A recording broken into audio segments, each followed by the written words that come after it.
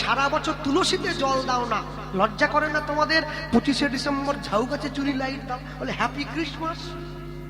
হ্যাঁ, 33 কোটি দেবদেবী ভারতবর্ষে ঘুরে বেড়াচ্ছে, মানুষ যীশু খ্রিস্টের লুঙ্গি নিয়ে বড্ডরান কেন যে কাছাকাছি করছে আমি বুঝতে পারছি না।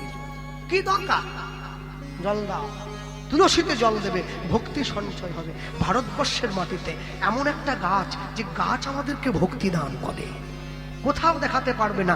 ভারতবর্ষের প্রত্যেকটা গ্রাম তপস্থলী, প্রত্যেকটা নগর তপভূমি, প্রত্যেকটা স্থান ঋষির চরণ ধুলিতে পরিপূর্ণ। হ্যাঁ, পৃথিবীর সেরা ক্রিকেটার বিরাট কোহলির মতো মানুষ, সে গিয়ে বৃন্দাবনে বোঝের ধুলিতে গড়াগড়ি দিচ্ছে। আমেরিকার মতো শক্তিশালী দেশ, বিশ্বের 1 নম্বর, সেই দেশে গোয়েন্দা বিভাগের প্রধান হয়েছেন যিনি, তুলসী গ্যাবার্ড, তিনি ইসকনের দীক্ষিত। তিনি বক্তব্য শুরু করার আগে বলে হরে কৃষ্ণ। আর আমাদের পাড়ায় পঞ্চুর বাপ, সে একটা কোম্পানির চাকরি করে, চাকরি নয় ও চাকরগিরি, মাস গেলে 20,000 টাকা বেতন পায়, সে বলে ভগবান বলে কিছু নাই। আমেরিকার গোয়েন্দা বিভাগের প্রধান, সে বলে হরে কৃষ্ণ, আর পঞ্চুর বাপ বলে ভগবান বলে কেউ নাই। চিন্তা করতে পারছে? হ্যাঁ, দারুণ সংসারের চরিত্র দেখিয়া পরাণে লাগিছে ভয়, কলিকাল সাপের মুখে শুতিয়া রয়েছে, না জানি কখন কি হয়। মূর্খের তো কথায় কথায় দ্বন্দ্ব, পণ্ডিতের কথায় কথায় ছন্দ, সুন্দরী মেয়েদের কথায় কথায় হাসি, আর বৃদ্ধ লোকেদের কথায় কথায় কাশি। যাওয়ার জায়গা কোথাও নেই। মনে রাখবেন, সাধুগুরু বয়োজ্যেষ্ঠ জ্ঞানী গুণীজনের চরণটা জড়িয়ে ধরবে, জড়িয়ে ধরবে। কেন জানো? জগতে প্রত্যেকের লক্ষ্য আছে। এই যে যুব সমাজ, ইয়ং ছেলেগুলো দাঁড়িয়ে রয়েছে, এক পকেটে মোবাইল থাকবে, থাকুক, আমি না বলবো না, আমারও থাকবে। এক পকেটে মোবাইল থাকবে, আরেক পকেটে গীতা থাকবে, তবে তো জীবনের ব্যালেন্স থাকবে। সপ্তাহে 1 দিন করে বাড়ির সকলে মাছ মাংস এনে খাও, খাও। এক রবিবার মাছ মাংস খাবে, পরের রবিবার মন্দিরে গিয়ে প্রসাদ পাবে, তবে তো জীবনে ব্যালেন্স থাকবে। মাসে 1 দিন করে বাড়ির লোকে সিনেমা দেখতে যায়, পিকনিক করতে যায়, যাও। মাসে 1 দিন করে হরিনাম শুনতে যাও, তবে তো জীবনে ব্যালেন্স থাকবে। মনে রাখবে, এত সুন্দর জীবনটা পেয়েছ, জীবনটাকে হেলায় নষ্ট করো না, জীবনের মূল্য দিতে শেখো। রহিদাস জন্ম হয়েছে মুচির ঘরে, কিন্তু আশ্চর্য কি, চোখ মেলেও চায় না। 3 দিন হয়ে গেছে, মাতৃস্তন দুগ্ধও পান করছে না। মায়ের মনে বড় চিন্তা হলো, তাহলে ছেলেটা কি ভূতে পেয়েছে? পাড়ার লোকে ছুটে এসে বলছে, ওই যে এই যে শোনো, ও রহিদাসের মা, তোমার ছেলেটাকে নিয়ে নাই আমাদের পাশে রামানন্দ স্বামী বলে একজন গুরুদেব আছে, গুরুদেবের নাকি অনেক ক্ষমতা, নিয়ে চলো। রহিদাসকে নিয়ে গিয়ে রামানন্দ স্বামীর চরণতলে শুইয়ে দেওয়া হয়েছে। আর যেই রামানন্দ স্বামীর চরণতলে শুয়ে ছেলেটা এদিক ওদিক গড়াগড়ি দিচ্ছে, রামানন্দ স্বামীর দেহে যেই পাটা লাগলো, রামানন্দ স্বামীর চরণ গিয়ে যেই রহিদাসের গায়ে লাগলো, অমনি রহিদাস চোখ মেলে তাকিয়েছে। যেই চোখ মেলে তাকিয়েছে, গুরুদেব সঙ্গে সঙ্গে ছেলেটাকে কোলে তুলে দেখি দেখি দেখি দেখি দেখি 3 দিন যে ছেলেটা তাকায়নি, হঠাৎ করে আমার ছোঁয়া পেয়ে চোখ মেলে তাকালো। গুরুদেব ছেলেটাকে উল্টে পাল্টে দেখছে, দেখি তো চিহ্ন আছে কিনা, দেখি তো চিহ্ন আছে কিনা, দেখি তো চিহ্ন আছে কিনা, দেখি তো চিহ্ন আছে কিনা, যা দেখিলে যাবে চেনা, দেখি তো চিহ্ন আছে কিনা, যা দেখিলে যাবে চেনা, এই প্রেমানন্দ কিনা। হরি হরি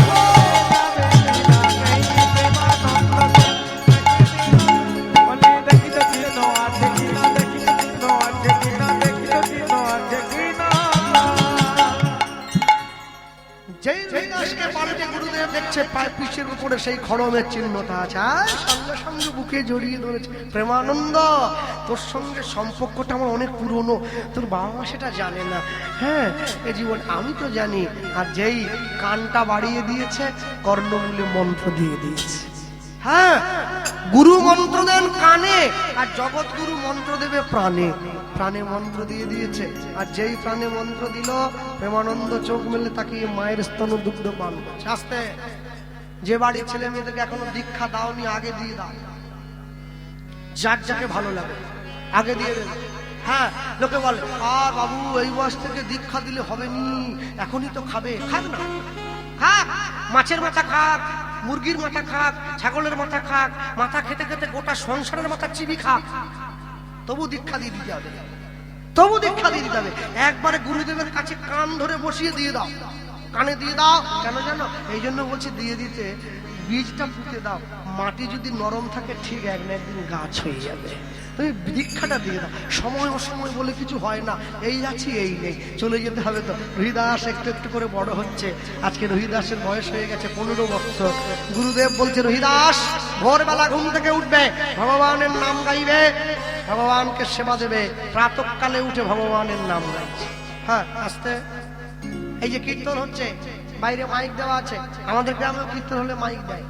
আর যখনই মাইক দেয়, ওই গ্রামে মিটিং বসে না, বয়স্ক লোকগুলো বলে, এই আমাদের ঘরের দিকে দিসনি বাবা, ঘুমোতে পারিনি, এই সারাদিন এই 3 দিন জ্বলে হরে নামো হরে কৃষ্ণ হরে নামো, ও কান জ্বলে যায়, দিসনি, খবরটা দিবি, একদম দিবি, ঘুরি রাখ ঘুরি রাখ ঘুরি রাখ। আর আমি না বলেও যদি দিস, থানায় ফোন করবো, পুলিশ এসে মাইক খুলে নিয়ে যাবে। আর যখন মুসলমানদের জলসা হয়, ওরা বলে আমার বাড়ির দিকে একটা মাইক আগে ঘোরা, কেন?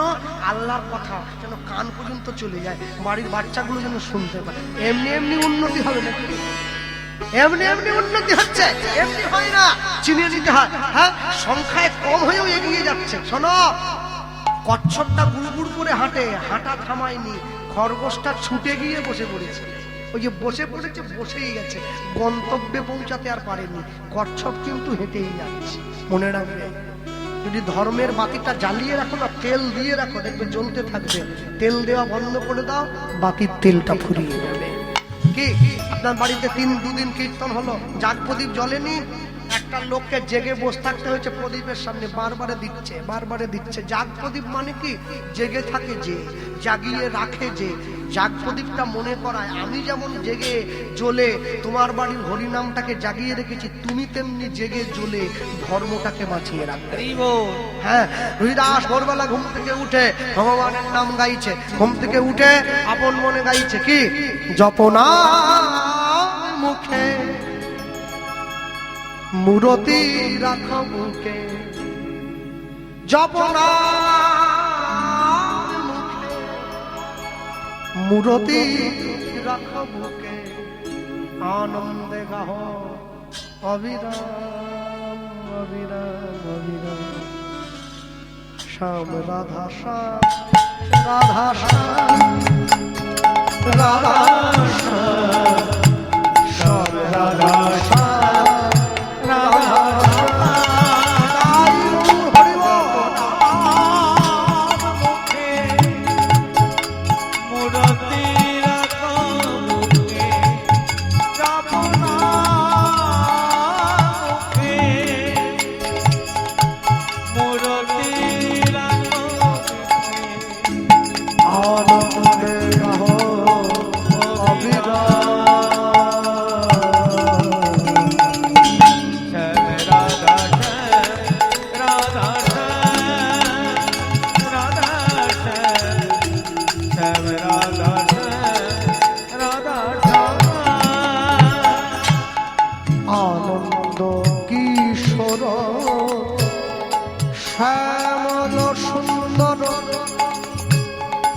বামেতে কিশোরী প্রেমাবেশে থর থর, আনন্দ কিশোর শ্যামল সুন্দর। বামেতে কিশোরী প্রেমাবেশে থর থর, অপার সংসার প্রেমের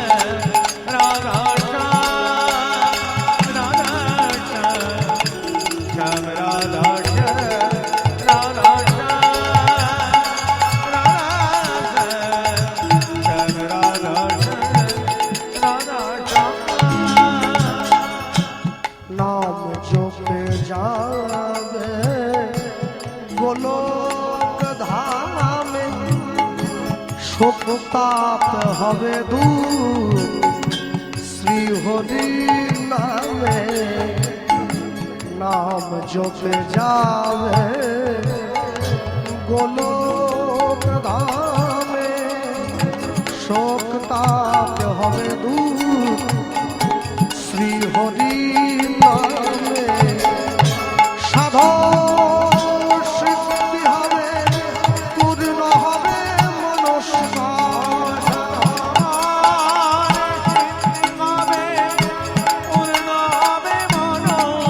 তোমাদের সাধন সিদ্ধি হবে পূর্ণ হবে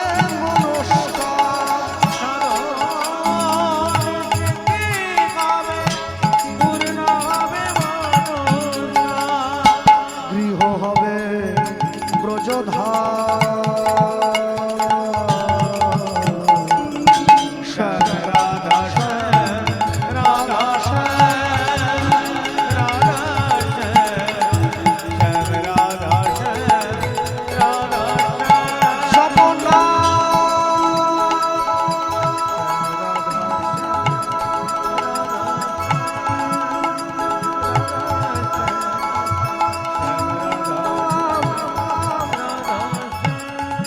জপনা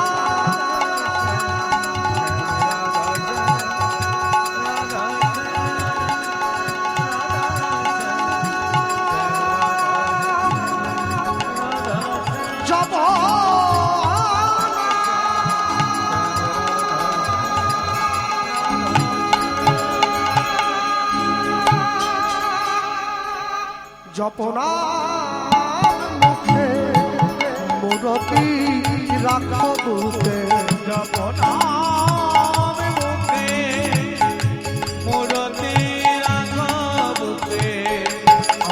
আনন্দে গাহ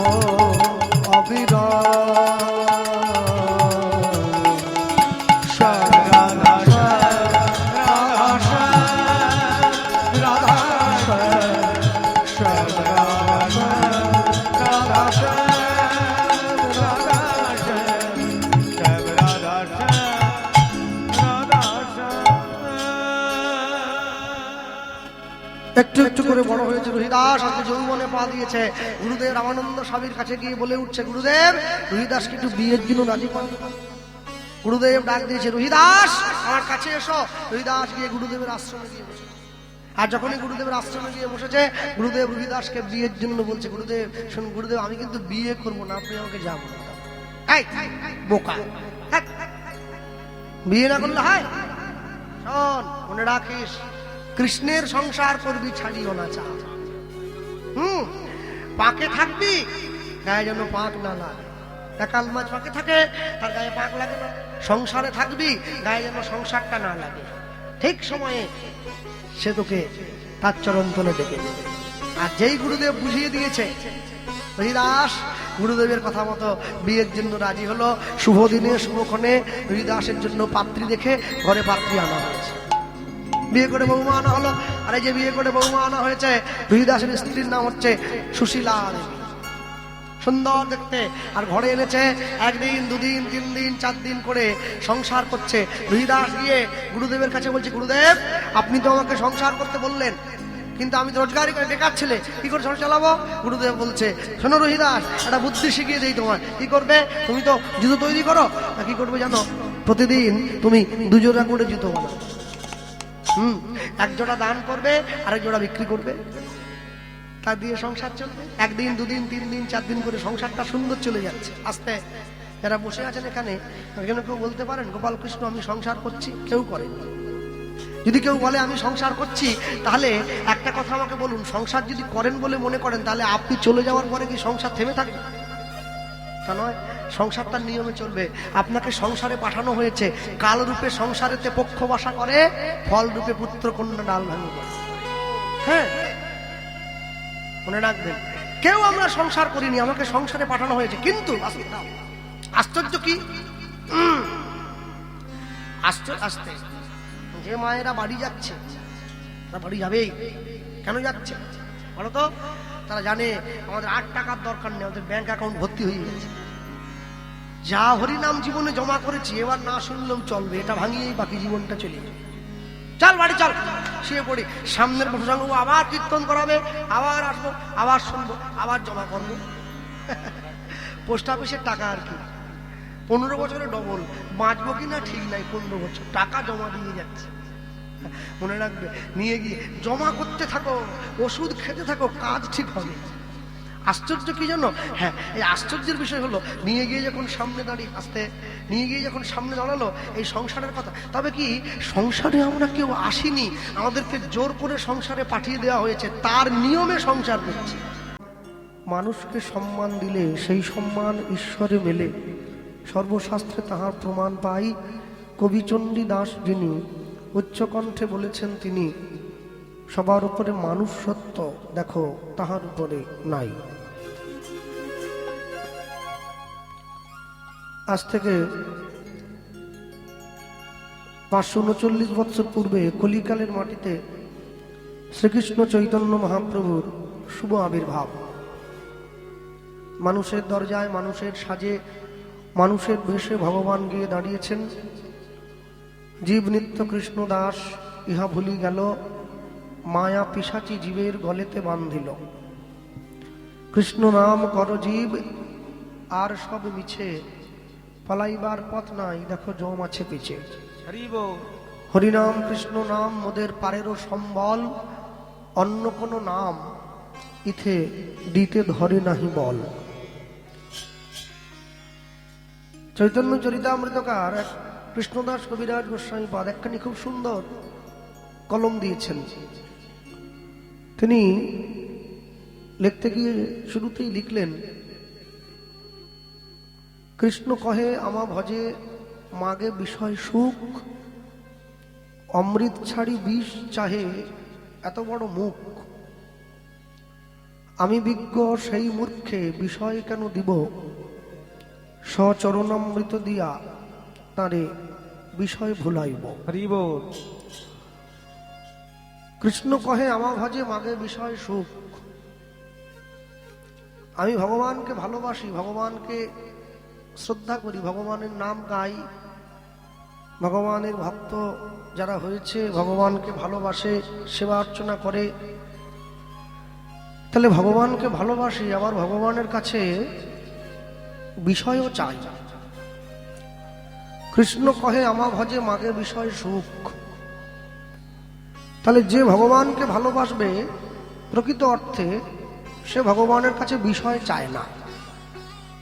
তাহলে আমি চাই, তাহলে আমি চাই মানে বুঝতে হবে আমি যে ভগবানকে ভালোবাসি, আমার এই ভালোবাসাটা ঠিক খাঁটি নয়, এর মধ্যে একটু ভেজাল আছে। ভেজালটা কিরকম না, যদি আমার মনের ইচ্ছেটা পূরণ হয় আমি তবেই ভগবানকে ভালোবাসবো, না হলে বাসবো না। যে ধূপটা ভগবানের মন্দিরের সামনে গিয়ে, ভগবানের মন্দিরে নিজে পুড়ে গিয়ে পুরো মন্দিরটাকে সুগন্ধ দেয়, বিনিময়ে কিন্তু কিছুই পায় না। এই ধূপটি ভগবানকে ভালোবাসে, নিজেকে পুড়িয়ে গোটা মন্দিরটাকে সুগন্ধে ভরিয়ে দেয়। একটা ধূপের যে কৃতিত্ব আছে ভগবানের প্রতি, আমাদের সেটাও পর্যন্ত নেই। কেননা যদি কেউ ধূপের মতো করে গোটা সমাজে, গোটা দেশে, গোটা রাষ্ট্রে, মানব জীবনে এইরকম সুগন্ধ ছড়িয়ে দিতে চায়, তাহলে তাকেও ধূপের মতো করে পুড়ে যেতে হবে, না হলে সুগন্ধ দিতে পারবে না। কৃষ্ণ কহে আমা ভজে মাগে বিষয় সুখ। আমি যখন মন্দিরে গিয়ে ভগবানকে প্রণাম করি, আমি মনে মনে ভাবি ভগবান আমার প্রণামটা দেখতে পাচ্ছে, কারণ প্রণামটা দেখতে পাচ্ছে বলেই তো প্রণাম করছি, নাহলে কেন করব। তাহলে আমি যখন মন্দিরে গিয়ে ভগবানকে প্রণাম করি, আমি তখন ভাবি ভগবান আমার প্রণামটা দেখতে পাচ্ছে। কিন্তু আমি যখন মন্দির থেকে বেরিয়ে গিয়ে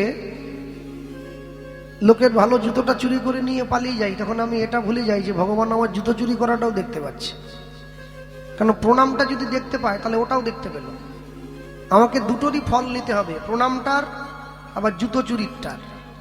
কিন্তু তফাৎ কি, সুখের ফলটা খেতে খুব ভালো হয়, ওটা অল্পতেই শেষ হয়ে যায়, আর দুঃখের ফলটা খেতে একটু কষ্ট হয়, তাই দেরি করে ফলটা শেষ হয়। এরপরে বললেন অমৃত ছাড়ি বিষ মাগে এত বড় মুখ। একটা বানরের সামনে গিয়ে যদি দুটো পাকা কলা আর একটা 50 টাকার নোট ধরা হয়, বানরটা কিন্তু টাকাটা নেবে না, বানর কলাটা নিয়েই পালিয়ে যাবে। যদি বানরের সেই বিবেক থাকতো তাহলে বানর কিন্তু কলাটা নিত না, টাকাটা নিত। কেন? বানর যদি জানতো যে দুটো কলা নিলে কলা দুটো একটুক্ষণ পেটে থাকবে, তারপরে হজম হয়ে গেলে আবার খিদে পাবে, কিন্তু টাকাটা যদি নিয়ে নেই তাহলে টাকাটা থাকলে আমি অনেক কলা কিনে খেতে পারবো। ঠিক তেমনি ভাবে আমাদের মানুষের সম্মুখে দুটো জিনিস আছে, একটা সংসার আর একদিকে গোবিন্দচরণ। আমরা কি করলাম? চকচক করতে দেখা সংসারটাকে ভালোবাসলাম, কিন্তু আমরা ভুলে গেলাম যদি গোবিন্দচরণটাকে ভালোবাসতাম তাহলে গোবিন্দচরণটা ভালোবাসলে সংসারটা আমরা এমনি ফ্রি পেতাম। হরি বল, হরি বল। কিন্তু আমরা সেটা করলাম না। কৃষ্ণ কহে আমা ভজে মাগে বিষয় সুখ, অমৃত ছাড়ি বিষ চাহে এত বড় মুখ। এরপরে বললেন আমি বিজ্ঞ সেই মূর্খে বিষয় কেন দিব, স্বচরণামৃত দিয়া তার বিষয় ভুলাবো। হরি বল। যারা ভগবানকে ভালোবাসে, যারা গোবিন্দকে ভালোবাসে, তাদের জীবনে অনেক দুঃখ অনেক কষ্ট আছে, কিন্তু এই যে দুঃখ কষ্টগুলো রয়েছে তাদের জীবনে, দুঃখ আছে বলেই তারা ভগবানকে ভালোবাসে। সুখ পেলে কেউ ভগবানকে ভালোবাসতো না। তাই জন্য দেখবেন ভগবানকে যদি কেউ প্রকৃত অর্থে ভালোবেসে থাকে, যারা ভালোবেসেছে এখনো পর্যন্ত, তারা সকলেই ভগবানের কাছে চায় যে প্রভু তুমি আমাকে দুঃখ দেবে, সুখ নয়। কেন দুঃখ দেবে না? দুঃখ নিলে কি হবে? দুঃখ নিলে আমি তবেই তোমাকে ভালোবাসতে পারবো, সুখ নিলে আমি তোমাকে ভুলে যাব। হরি বল, হরি বল। যদি গৌরাঙ্গ নহিত কি মেনে হইত, কেমনে ধরিতাম দে। বৈষ্ণব মহাজন পদ আপনাদের সকলের জানা। তারপরে বললেন শ্রী রাধার মহিমা প্রেম রসসীমা জগতে জানাতো কে। আজকে গোটা বাংলার থেকে মানুষ, আপনাদের এই মলিঘাটি, শ্রীপুর, অভিরামপুর, গোটা বাংলার থেকে গোটা ভারতবর্ষ, গোটা বিশ্বের মানুষ বৃন্দাবনে যায়, ব্রজের ধুলিতে গড়াগড়ি দেয়। এমনকি যার বাড়িতে গাইতে এসছি আজকে, শশাঙ্ক ঘোষ মহাশয়, তিনি আমাকে আসরে এসে বসার সঙ্গে সঙ্গে বললেন দাদা একটা কৃষ্ণলীলা করবেন। এই যে বললেন, যদি চৈতন্য মহাপ্রভু না থাকতো না তাহলে মানুষ জানতেই পারতো না কৃষ্ণ খায় না মাথায় দেয়, ওটা তেল না সাবান। কিন্তু দেখুন, যে চৈতন্য মহাপ্রভু আমাদেরকে কৃষ্ণকে দিল, আমরা সবার আগে সেই চৈতন্য মহাপ্রভুকে অবহেলা করে ফেললাম। আমি আলোচনাটা একদম সাবলীল করছি, কোনো জটিলতা নেই। কেন বলুন? মহাপ্রভুর প্রথম অবহেলা, যে গেট দিয়ে আপনারা সবাই ঢুকে এলেন, আমিও ঢুকে এলাম, ঢোকার গাড়ি থেকে নামার সঙ্গে সঙ্গে দেখলাম গেটের দুদিকে নিতাই গৌর হাত তুলে দাঁড়িয়ে রয়েছে। কি দাঁড়িয়ে নেই? আছে। শুধু এখানে নয়, যত জায়গায় নবকুঞ্জ হয়, রাধাকুঞ্জ হয়, দেখবেন রাধাকৃষ্ণকে মাঝখানে দিয়ে নিতাই গৌরকে দুই দিকে দাঁড় করিয়ে দেয় হাত তুলে। রাধাকৃষ্ণ মাঝে দাঁড়িয়ে থাকে, নিতাই গৌর দুদিকে। দেখে কি মনে হয়? মাঝখানে একটা মহারাজ আর দুই দিকে দুটো সিকিউরিটি গার্ড। রাধাকৃষ্ণের সোনা গয়না পরে আছে, তো যদি ওদের উপরে অ্যাটাক হয়ে যায়, নিতাই গৌর গিয়ে বুকটা পেতে দেবে, বলে আগে আমাদেরকে মারো তারপর ওদের মারবে। নিতাই গৌর সিকিউরিটি গার্ড নয়, সত্যযুগের ভগবান লক্ষ্মীনারায়ণ যুগল, ত্রেতা যুগের ভগবান রাম সীতা যুগল, দাপর যুগের ভগবান রাধা কৃষ্ণ যুগল, কলিযুগের ভগবান নিতাই গৌরাঙ্গ যুগল। হরি বল, হরি বল। নিতাই গৌর প্রেমানন্দে হরি বল, হরি বল।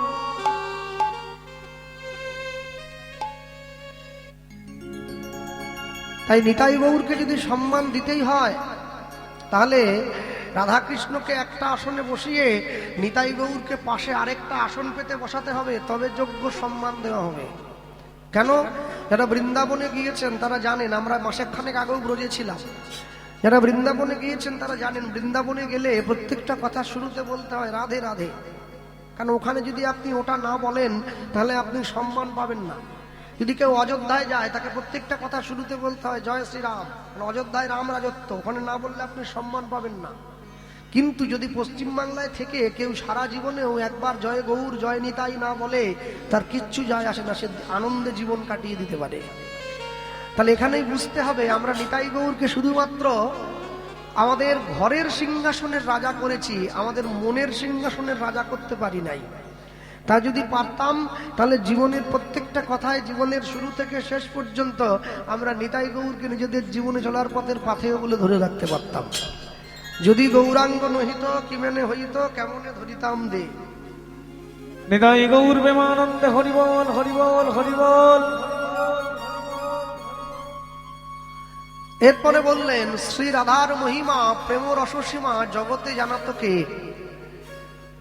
যে রাধা গোবিন্দকে পাওয়ার জন্য, যে ব্রজের ধুলি অঙ্গে মাখার জন্য মানুষে এত ব্যস্ত, এত ব্যতিব্যস্ত হয়ে উঠেছে, যদি নিতাই চাঁদ না আসতো, যদি গৌরাঙ্গ মহাপ্রভু না আসতো, তাহলে জগতের মানুষ রাধাকৃষ্ণকে জানতেই পারতো না, চিনতেই পারতো না। যদি পরবর্তী পঙ্ক্তিটা আমরা আরো পরিষ্কার হয়, পদাবলীর অর্থটা আরো পরিষ্কার করে বলে দিয়েছেন সুন্দর করে। কি বললেন? মধুর বৃন্দা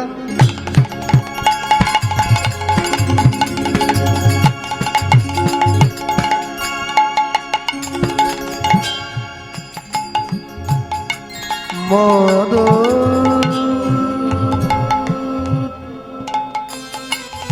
বড় মধু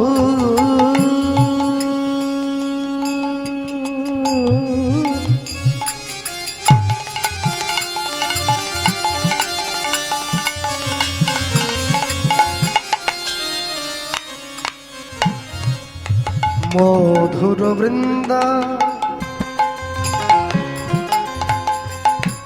বিপিন বিপিন মাধুরী বৃন্দাবনে রাগাসি মধু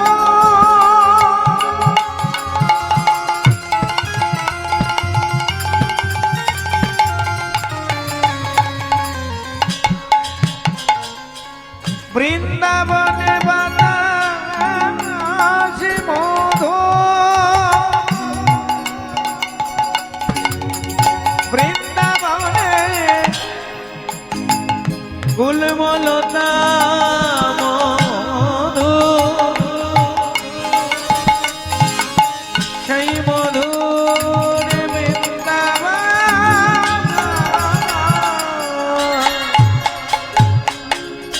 মধুর বৃন্দা বিপিন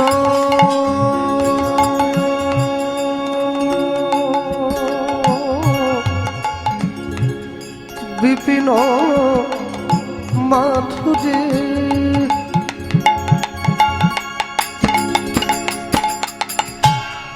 প্রবেশ চাতুরী প্রবেশ চাতুরী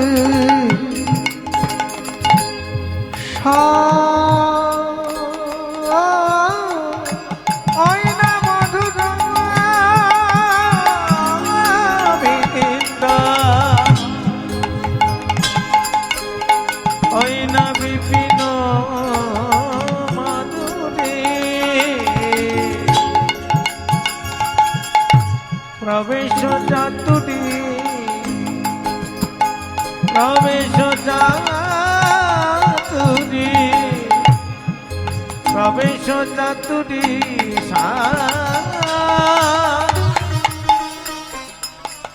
ওগো বড় যুবতী তাহে ভাবেন ভক্তি সকতি হইত অগবর যুবতী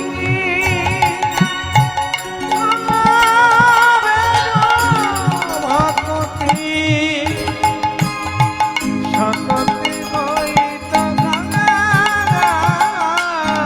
দেখো ভাই বড় যুবতী ভাবেন ভক্তি সকতি হইত অগবর যুবতী ভক্তি সকতি হইত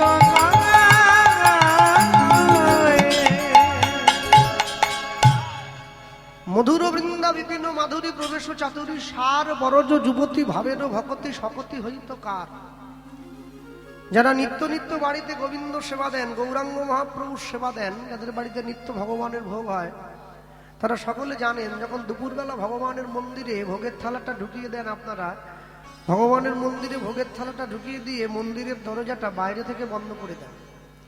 এবার দরজাটা বাইরে থেকে বন্ধ করে দিয়ে দরজার বাইরে দাঁড়িয়ে কীর্তন করেন। যার গুরু ঘরের যে নিয়ম আছে, কেউ বলে ভজ পতিত উদ্ধারণ শ্রী গৌর হরি, কেউ বলে ভজ ভকত বৎসল শ্রী গৌর হরি। এবার যিনি ভোগ দিচ্ছিলেন তিনি উত্তরীয়র মধ্যে হাতটা নিয়ে গিয়ে আচমনটা সেরে নিলেন, তারপর তিনটে তালি দিয়ে মন্দিরের দরজাটা খুলে দিলেন, ভোগ হয়ে গেল, সকলে প্রসাদ নিয়ে ঘরে গেল। এটা আমি বাংলার কথা বলছি। আমি যখন ব্রজে গেলাম, আমি ব্রজে গিয়ে দেখছি আমরা বাংলার মানুষ ভগবানকে ভোগ দেই, দরজাটা বাড়ির বাইরে থেকে বন্ধ করে দেই। বৃন্দাবনের মানুষ তারা ভগবানকে ভোগ দিচ্ছে, দরজাটা ঘরের ভেতর থেকে বন্ধ করে। তা আমি মনে মনে চিন্তা করলাম এটা আবার কিরকম সেবা। দাঁড়িয়ে রইলাম। আধ ঘন্টা পরে সেই ব্রজ মা যে ভগবানকে সেবা দিচ্ছে দরজা খুলে বাইরে বেরিয়ে এলেন। বাইরে বেরিয়ে এসে দেখছে একটা ছেলে দাঁড়িয়ে আছে। কি ব্যাপার? আমি বললাম, মা আমি একটা জিনিস জানার জন্য দাঁড়িয়ে আছি। বলে বলো। আমি বলছি কি আমি মেদিনীপুর থেকে এসেছি। বলে ও তুমি তাহলে বাংলার ছেলে? হ্যাঁ। বলো। আমি বলি কি, আমরা বাংলায় যখন ভগবানকে সেবা দেই, আমরা সেবাটা দেওয়ার সময় মন্দিরের দরজাটা মন্দিরের বাইরে থেকে বন্ধ করে দিই, কিন্তু আপনি যখন ভগবানকে সেবা দিচ্ছেন আপনি দরজাটা ভেতর থেকে বন্ধ করলেন কেন? বলে শোনো, এটা তুমি জিজ্ঞাসা করলে ঠিক আছে, কিন্তু এই কথার উত্তর তোমায় আমি দিতে পারবো না। দিতে যদি পারবেন না তাহলে দিচ্ছেন কেন? বলে কেন দিচ্ছি জানো? উত্তর দিতে পারবো না তা নয়, উত্তর দিতে তোমাকে পারি কিন্তু দেবো না। কেন দেবেন না? বলে আপন ভজন কথা না বলিবে যথাতথা।